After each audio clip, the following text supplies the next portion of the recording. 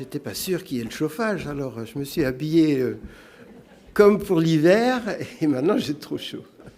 Bon, ça vous permet de voir mes belles bretelles. Voilà. Alors, que faisons-nous de notre passé? Nous avons tous un passé, même les jeunes ont déjà un passé. Ah, il est plus court, certes. Et les gens âgés, dont je fais partie également maintenant, vous parlent souvent du bon vieux temps. À les entendre, autrefois tout allait mieux. Les gens rouspétaient moins, les enfants obéissaient à leurs parents, les instituteurs se faisaient respecter en usant de la manière forte s'il le fallait. Il y avait moins de délinquants et moins de chômeurs. Bref, à les entendre, autrefois, la vie était bien plus belle qu'aujourd'hui. Est-ce si sûr? Le bon vieux temps était-il vraiment si bon que ça? Alors, je vous parle des années 50, où j'étais un petit garçon, élevé par un papa instituteur et une maman mère au foyer. On ne roulait pas sur l'or. Il n'y avait pas de chauffage central. Papa faisait du feu dans la cuisinière, et la cuisine était la seule pièce chauffée de la maison. Quand je dis chauffée, le matin au réveil, il y faisait à peine plus chaud que dans le couloir, parce que le feu venait d'être mis une demi-heure avant. On se lavait à l'eau froide, parce qu'il n'y avait de l'eau chaude que le samedi, pour le bain, quand le boiler, le chauffe-eau électrique, avait été enclenché la veille. Si on l'avait oublié, c'était tant pis. Il n'y avait ni automobile, ni télévision, ni frigo, ni machine à laver, ni téléphone.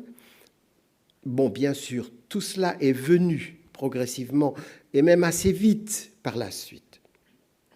Mais j'ai connu le temps des lavandières, avec leurs charrettes et leurs bassines à linge, s'agenouiller dans une sorte de caisse en bois, avec un coussin au fond, et laver au savon de Marseille et à grande eau froide, soit au lavoir à Wörth, soit derrière la maison d'école, dans la petite rivière qui passe ici.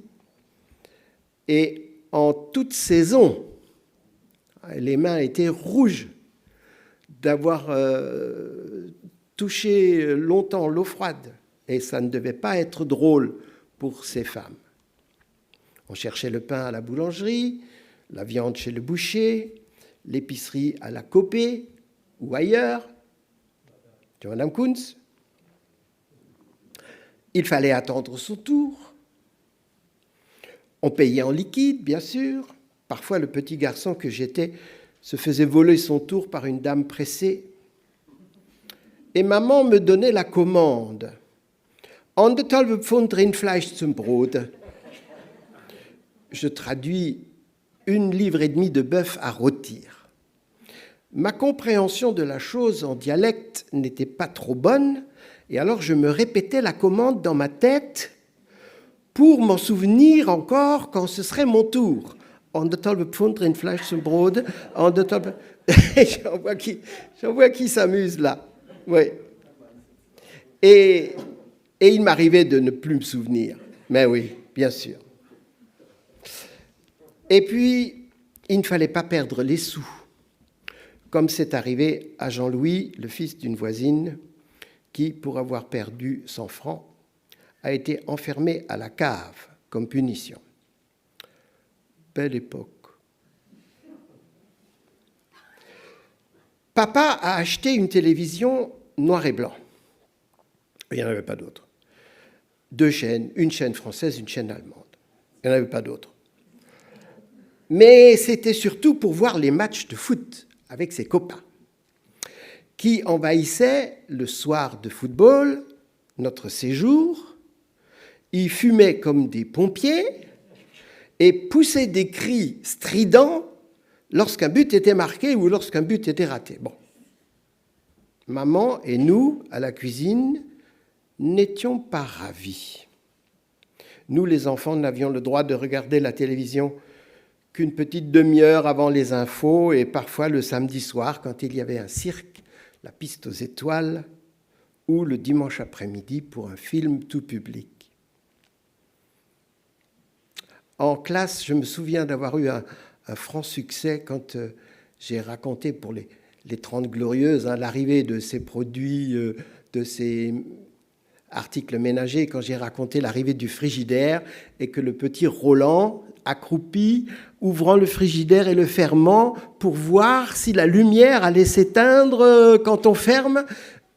Et alors il y avait une élève dans la classe qui est partie d'un fou rire qu'on ne pouvait plus arrêter en s'imaginant le petit monsieur Brobec accroupi à côté du frigo.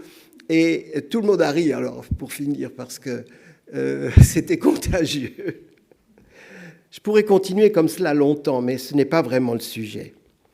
En vous racontant des aspects de mon enfance, je voulais démontrer que le bon vieux temps n'était pas si bon que cela, que c'est au fond une idée tout à fait subjective. La vie était plus rude, assurément. La période n'était pas si belle que cela pour tout le monde.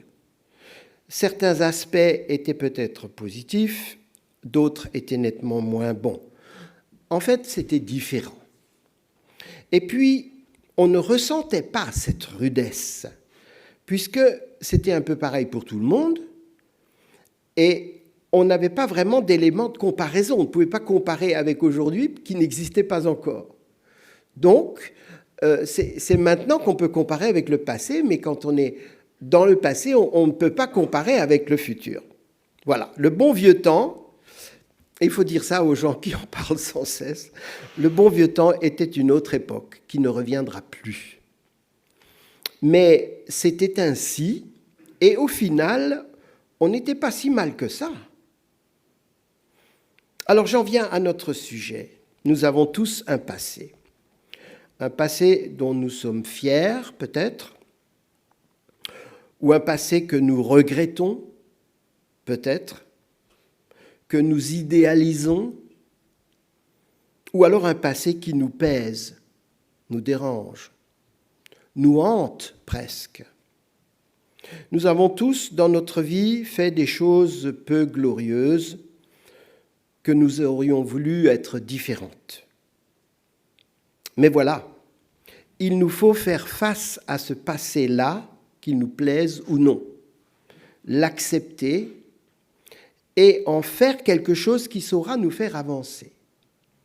Alors, je ne voudrais pas faire de la psychologie de bas étage en disant « il n'y a qu'à faire ceci ou cela ». Examinons plutôt la parole de Dieu et voyons ce que Dieu nous propose de faire avec notre passé.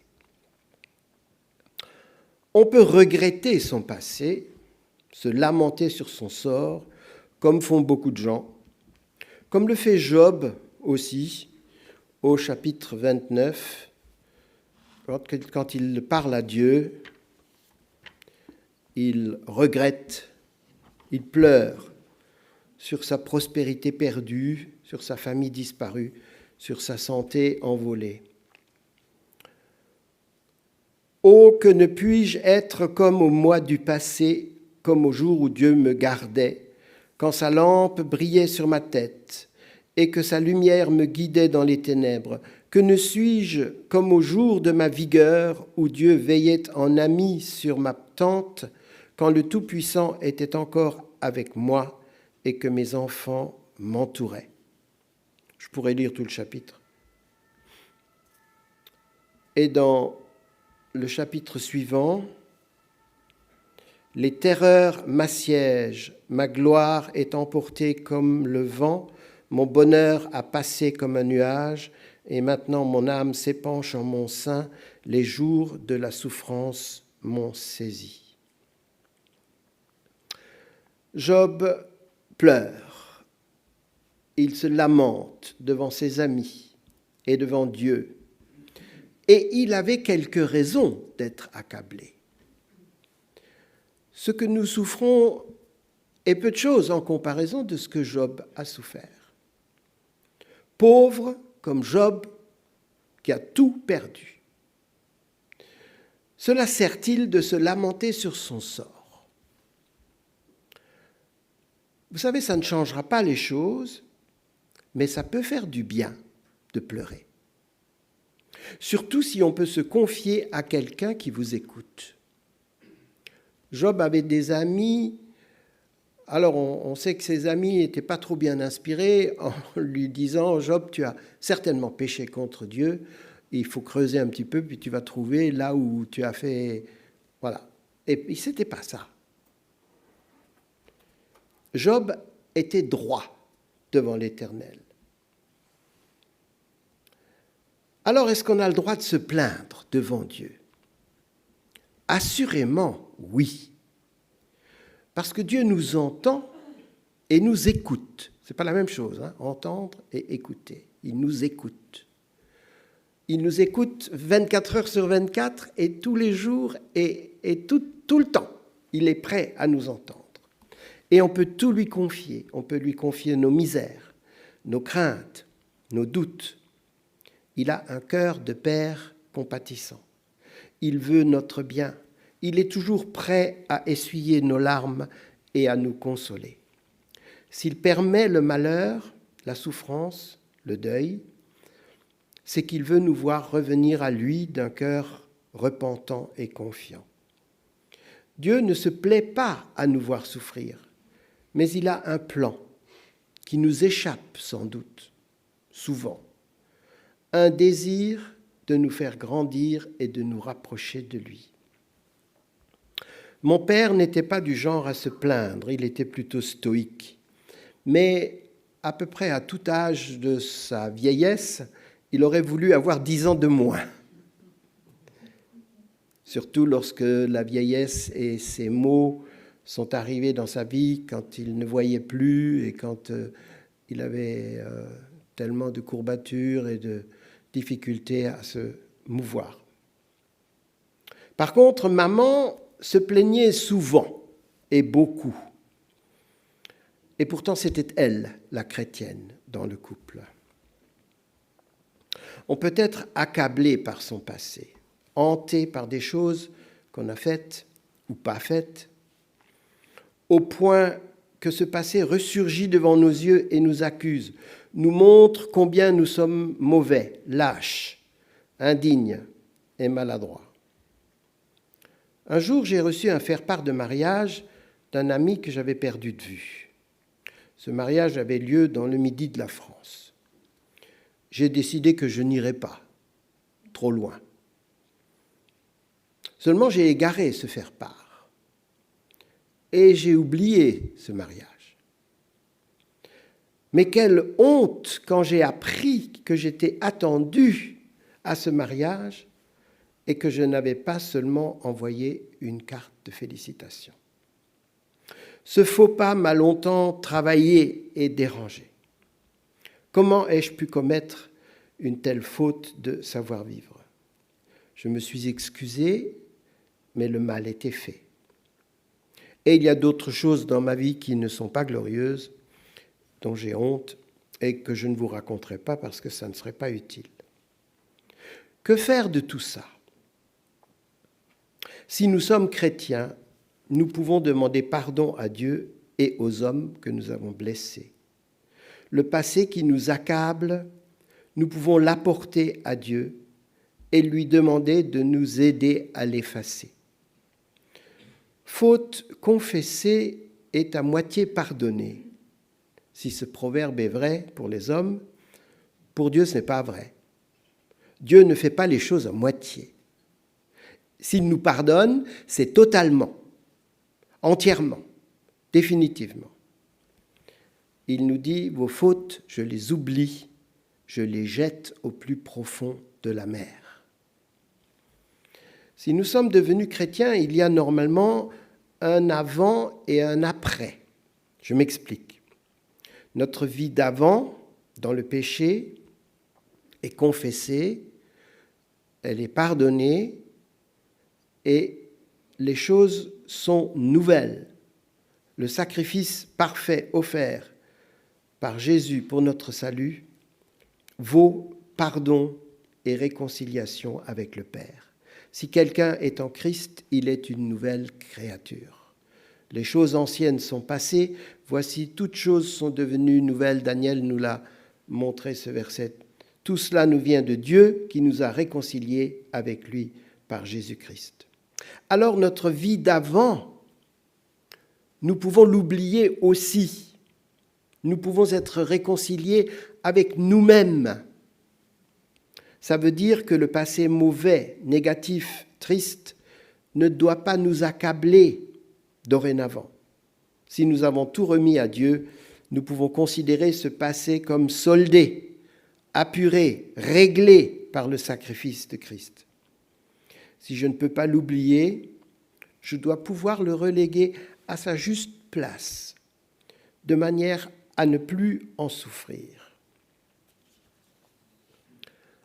Alors, dans l'Évangile, nous avons deux personnages qui illustrent la bonne et la mauvaise façon de régler le problème du péché. Ce sont les apôtres Pierre et Judas. Les deux ont failli à peu près au même moment. Lorsque Jésus a été arrêté, nous savons que c'est Judas qui l'a trahi pour 30 pièces d'argent. Et le même soir, Pierre a renié Jésus par 3 fois au cours de la nuit de la passion du Christ. Le premier, Judas, pris de remords, s'est pendu après avoir jeté l'argent aux pieds des religieux juifs. Il n'aura pas demandé pardon à Dieu. Pourquoi ? Il n'a sans doute pas cru qu'un pardon était possible. Il ne connaissait pas vraiment Dieu. Le second, Pierre, également coupable, va se repentir et il va recevoir le pardon de Jésus. Au bord du lac de Tibériade, Jésus le prend à part et lui dit « Simon Pierre, m'aimes-tu » ? Il lui dit la même phrase 3 fois. Et Simon lui répond « Seigneur, tu sais que j'ai de l'affection pour toi, tu sais que je t'aime. » Certains sont fiers de leur passé. Ils exhibent volontiers médailles et diplômes ou collections diverses de timbres, de pins, de Pokémon, de je ne sais pas quoi, qui témoignent de leur passé, de leur réussite, de leur instant de gloire. Ils racontent avec enthousiasme leur service militaire, leur participation à une course mythique comme le marathon de New York ou encore leur chasse à l'élan en Finlande, pas en Floride, en Finlande, ou l'hippopotame en Afrique, ou je ne sais pas quoi encore. En général, les vantards, on les repère vite et on s'en désintéresse, parce qu'on se doute qu'une partie de ce qu'ils racontent n'est pas trop vrai. Quand je suis revenu du Tchad, j'étais fier de raconter mes aventures, de montrer mes diapositives, d'exhiber des objets que j'avais rapportés d'Afrique. Aujourd'hui, ça n'intéresse plus personne. Ce sont des histoires d'anciens combattants. Ma femme essaye de me persuader de jeter toutes ces diapositives inutiles et elle a même réussi à vendre certains objets au marché aux puces, avec mon accord, je précise, c'est comme Daniel tout à l'heure, avec mon accord. Ce qui me semblait précieux devient quelconque. Vanité des vanités, tout n'est que vanité sur cette terre, nous dit l'Ecclésiaste. Nous n'emporterons rien de tous ces biens que nous possédons. De quoi peut-on être fier si on y réfléchit? De pas grand-chose. Même pas d'être devenu chrétien. Parce que c'est une grâce de Dieu. C'est un cadeau d'avoir trouvé le salut en Christ. Nous n'avons aucun mérite en la question. Paul nous dit « Je pourrais me vanter de tout ce que j'ai fait et enduré pour le Seigneur. Si je le fais, ce n'est pas par orgueil, c'est pour vous encourager, c'est pour vous donner l'exemple. » Je vous lis un autre passage de Paul dans Philippiens, où il raconte aussi 3, versets 4 à 9. Moi aussi, cependant, j'aurais sujet de mettre ma confiance en la chair. Si quelqu'un croit pouvoir se confier en la chair, je le puis bien davantage. Moi, circoncis le 8e jour, de la race d'Israël, de la tribu de Benjamin, hébreu, né d'hébreu, quant à la loi, pharisien, quant aux zèles, persécuté de l'Église, irréprochable à l'égard de la justice et de la loi. Mais ces choses qui étaient pour moi des gains, je les ai regardées comme une perte à cause de Christ. Un peu plus loin, il dira, je les regarde comme de la boue afin de gagner Christ. Paul évoque son passé de juif pieux, de pharisien zélé, jusqu'à persécuter les chrétiens. Et au moment où il écrit cette lettre, il considère ses qualités comme des pertes, comme rien du tout, comme de la boue, des ordures, par rapport au privilège de connaître Christ. Oui, parce que Paul a tout laissé, il a tout abandonné, famille, amis, renommée, liberté, pour suivre Christ et le servir.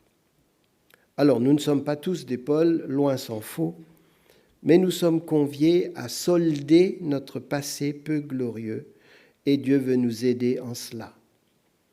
Il nous propose une cure radicale et définitive. Vous savez, la cure à Morse-Brown, c'est très bien, mais ce n'est pas définitif. On va mieux pendant quelques semaines, quelques mois, puis après ça revient. Voilà. Mais Dieu nous propose une cure définitive. Tout jeter au pied de la croix. Ceux qui ont vu le film Le Voyage du pèlerin savent de quoi il est question. Pèlerin qui se promène avec un sac à dos, et ce sac, c'est son péché qu'il traîne avec lui. Et quand il comprend enfin qu'il doit le déposer, ce sac, alors il est libéré. En conclusion, je dirais, ne nous voilons pas la face. Soyons lucides et objectifs sur nous-mêmes. Notre passé devrait nous rappeler qui nous sommes, d'où nous venons et de quoi nous sommes capables. Ne faisons pas comme cet homme qui se regarde dans un miroir et oublie l'instant d'après ce qu'il a vu. Le miroir, c'est la parole de Dieu qui nous révèle qui nous sommes et combien nous avons besoin de la grâce de Dieu. N'abusons pas de la grâce. Dans Hébreux 12, 1, il y a un passage qui rejoint celui de Philippiens, portant les regards sur Jésus. Hébreux 12, 1 et 2. Nous sommes donc aussi, puisque nous sommes environnés d'une si grande nuée de témoins, rejetons tout fardeau et le péché qui nous enveloppe si facilement et courons avec persévérance dans la carrière qui nous est ouverte, ayant les regards sur Jésus, le chef et le consommateur de la foi. En échange de la joie qui lui était réservée, il a souffert la croix, méprisé l'ignominie et s'est assis à la droite du trône de Dieu. Alors, oublions le passé et ayons les regards sur Jésus. Ne regardons pas en arrière. Je cours vers le but pour remporter le prix de la vocation céleste en Dieu.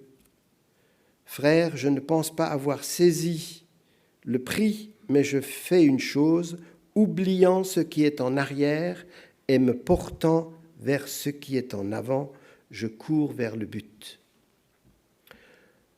Portant les regards sur Jésus, oui, je viens de le lire. Notre passé, il est ce qu'il est. Et nous ne pouvons rien y changer. Et ça ne sert à rien de l'oublier, parce qu'il va ressurgir dans votre vie si vous l'emballez, vous le cachez quelque part dans votre subconscient. Il faut solder ce passé. Ne soyons pas nostalgiques d'un passé que nous idéalisons et qui finalement ne vaut pas la peine qu'on s'y attarde. Ne mettons pas notre fierté dans des choses secondaires. Seul Christ mérite notre adoration.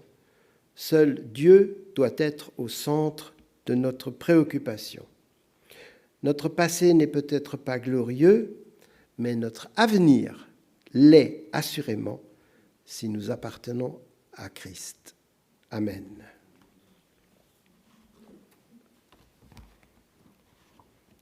Je prie encore avec vous. Seigneur Dieu, notre Roi, nous te remercions de nous avoir fait grâce. Nous te remercions, Seigneur, de nous avoir acceptés comme nous sommes, avec notre passé chargé, lourd, peu glorieux. Tu nous as ouvert la voie au travers de Jésus, notre seul sauveur, notre seul médiateur entre toi et les hommes. Nous te louons, ô Père, d'avoir fait ce